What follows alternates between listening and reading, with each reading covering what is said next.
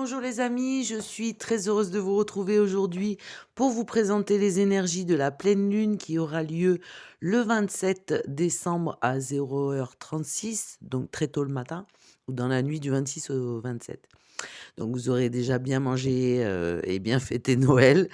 Et entre Noël et le jour de l'an, nous avons une pleine lune. Voilà, donc je vais vous présenter les énergies. J'espère qu'elle va être sympa avec nous quand même, parce que sinon ça va être compliqué. Je vous remercie de liker si vous aimez cette vidéo, de la partager pour faire connaître la chaîne et faire bouger l'algorithme de YouTube, de vous abonner pour être notifié des nouvelles vidéos dès qu'elles sont mises en ligne et de commenter si le cœur vous en dit pour faire des suggestions ou pour échanger. Ce sera un grand plaisir. Voilà, merci à vous.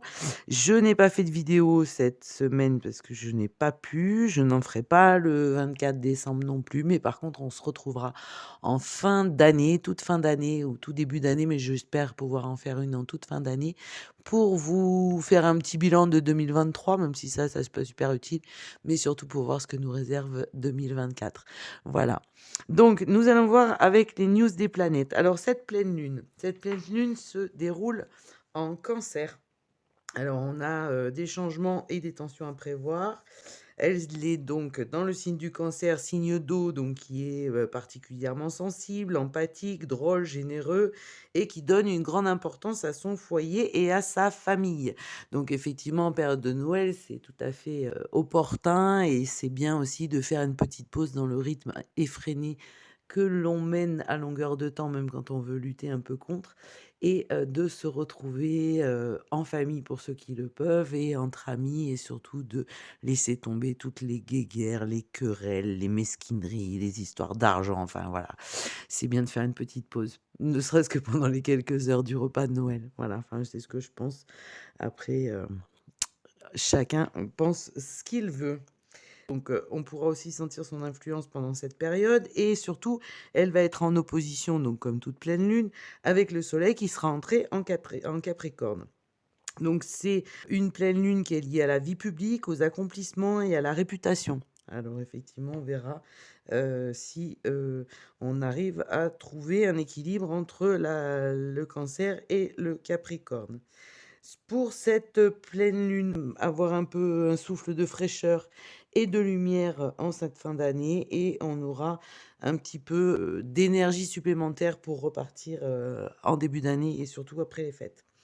Donc cette pleine lune qu'on appelle la lune de la loutre vient clôturer l'année 2023 avec une belle promesse.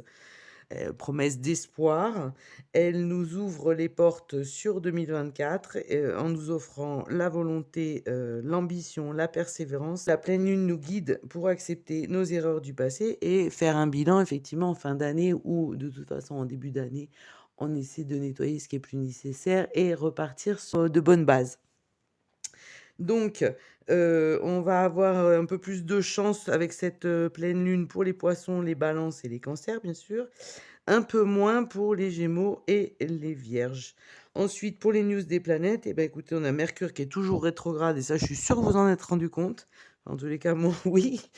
Jusqu'au 1er janvier 2024. Uranus qui est rentré aussi en position rétrograde le 29 août et qui le sera jusqu'au 27 janvier 2024. Et Jupiter qui est entré en rétrogradation le 4 septembre et qui le sera aussi jusqu'au 31 décembre. Donc vous voyez aussi qu'on va avoir deux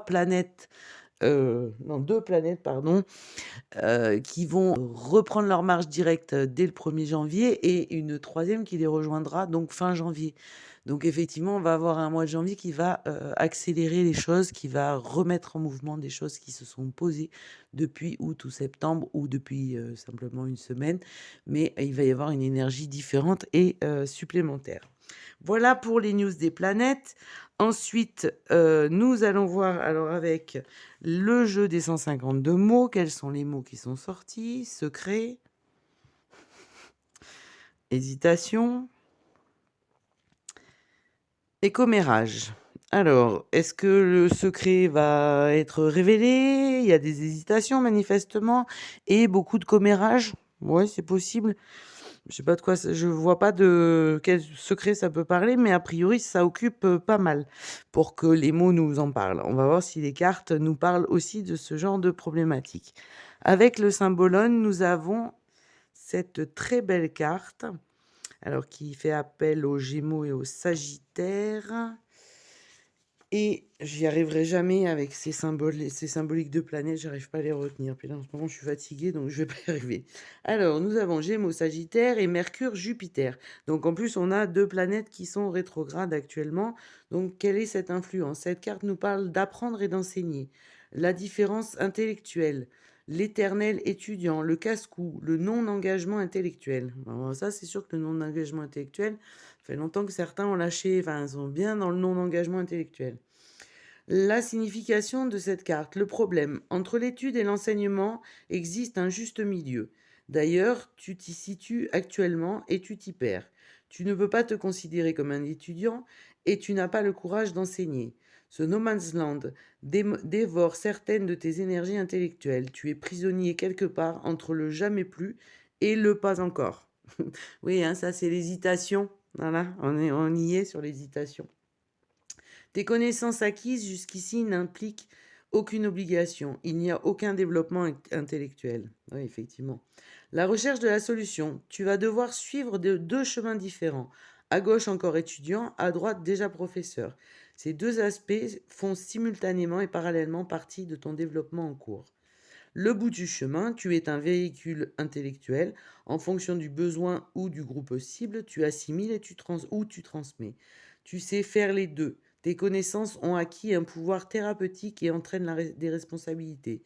Cela touche au plus profond de ton être et se transforme en fleuve créatif fertilisant. Tu peux maintenant accepter le temps qu'il faudra pour que ce fleuve se jette dans la mer. Alors effectivement, cette carte, elle est dans une énergie très spécifique et très intéressante. On nous explique qu'il va falloir faire des choix. On nous explique qu'on a tous un potentiel intellectuel, même pour ceux qui en doutent, ou même ceux qui font en sorte que ça se voit pas trop. Hein, merci. Mais si vous pouvez le révéler, ça fera de mal à personne. Et donc, en fait, il y a un choix à faire.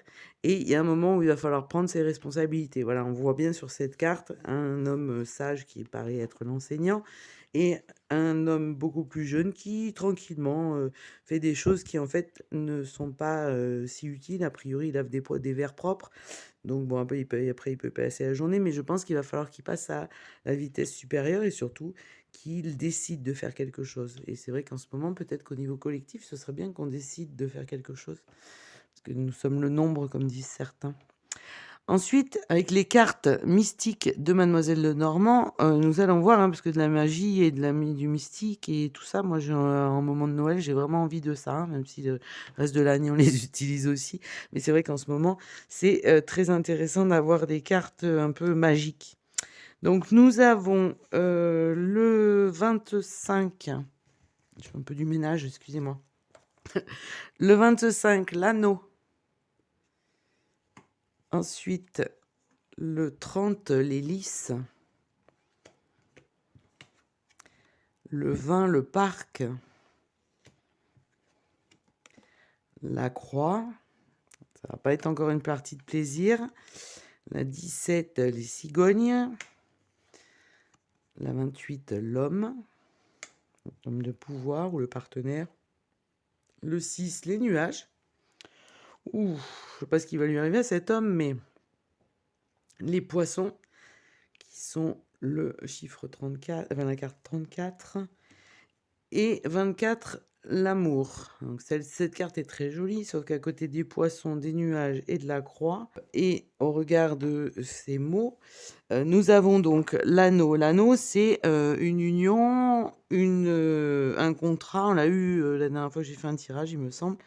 Une liaison, mais en tous les cas, comme on est toujours à gauche, hein, ça n'a pas changé. Donc, c'est la fin d'une union. La fin d'une union qui est basée, l'hélice, c'est la vie de famille, l'harmonie, l'encouragement, mais c'est aussi la sexualité. Donc, on peut supposer qu'il y ait une problématique sur la fin d'une union suite à un problème lié à la sexualité ou au sexe, tout simplement. Et le parc, c'est le public, la société, le lieu où les gens se rassemblent et la foule.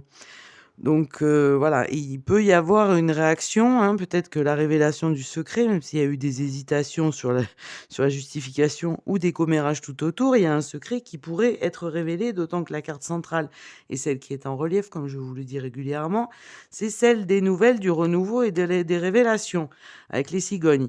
Sachant que là, on a la croix, donc en plus l'anneau, la croix et les nuages, c'est pas super bon et donc on a une relation d'amour d'un homme relativement puissant, hein, ou qui est le partenaire de quelqu'un, qui va prendre fin, hein, parce que la croix, c'est encore une épreuve du sort, notamment sur une relation karmique. Et les nuages, c'est une situation confuse et louche.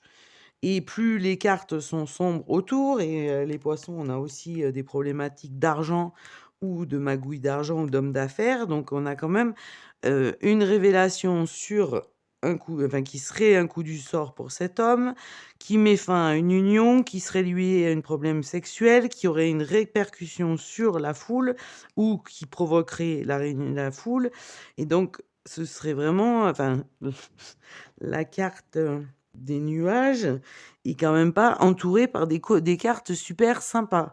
Donc on risque d'avoir l'explosion peut-être d'un scandale, d'une corruption. Maintenant, on est tellement habitué qu'on s'en aperçoit même plus, ou que ça fait même plus réagir malheureusement, mais enfin on en est toujours là, ou de vraiment quelque chose qui provoquerait la réunion de la foule. Alors certainement, et j'espère pas entre Noël et jour de l'an, parce que ce serait très sympa qu'on nous foute la paix un peu et qu'on puisse déconnecter et se recentrer, se reconnecter sur la famille et sur nos vraies énergies humaines, plutôt que d'être en permanence dispersé sur des choses sans intérêt.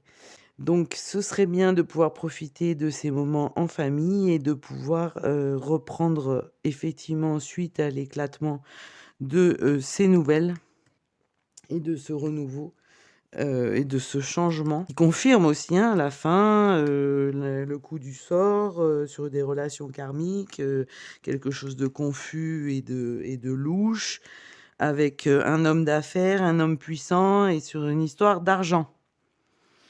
Voilà, donc puis moi cette carte elle me fait rire parce que c'est souvent l'amour, mais bon l'amour prend feu, le cœur prend feu, alors ça peut être la passion, mais je sais pas, j'ai l'impression que cette carte nous parle pas dans ce sens-là aujourd'hui. En tous les cas, ça peut être aussi l'analyse d'un château, hein, le parc d'un château, c'est un endroit où il y a beaucoup d'arbres et des endroits très agréables, un grand jardin. Vous savez, des gens qui ont un château avec un grand jardin.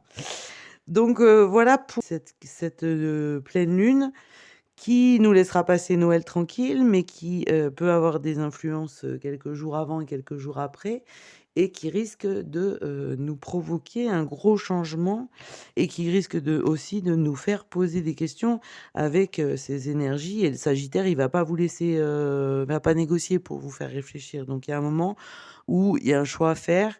Et il y a un choix à faire aussi par rapport peut-être à la révélation d'un secret ou à une vérité, une réalité qui explose enfin au grand jour pour que tout le monde en soit informé et puisse croire ce qu'il en est. Voilà pour les énergies de cette pleine lune qui va être sympa aussi. Bon, comme une pleine lune, mais voilà, on va arriver à quelque chose qui va peut-être faire exploser une bulle qui pèse, qui pèse, qui pèse et qui, en éclatant, nous permettra de commencer 2024 de manière beaucoup plus positive et pleine d'espoir. C'est ce que j'espère et c'est ce que je vous présenterai dès la prochaine vidéo, donc aux alentours du 30-31 décembre, pour que vous ayez la vidéo dès le début de l'année. Voilà, je vous souhaite une très très belle journée, une très très belle soirée, en tous les cas de très belles fêtes de Noël. Profitez bien de ces moments d'union et d'être tous ensemble. Enterrez la hache de guerre au moins le temps du repas de Noël. Voilà, le temps que le Père Noël passe, les lumières de Noël soient encore bien éclairées et éclairent votre cœur. Je vous remercie de liker, de vous abonner, de partager et de commenter si le cœur vous en dit. Et je vous dis à très vite et passez un très joyeux Noël. Merci, au revoir.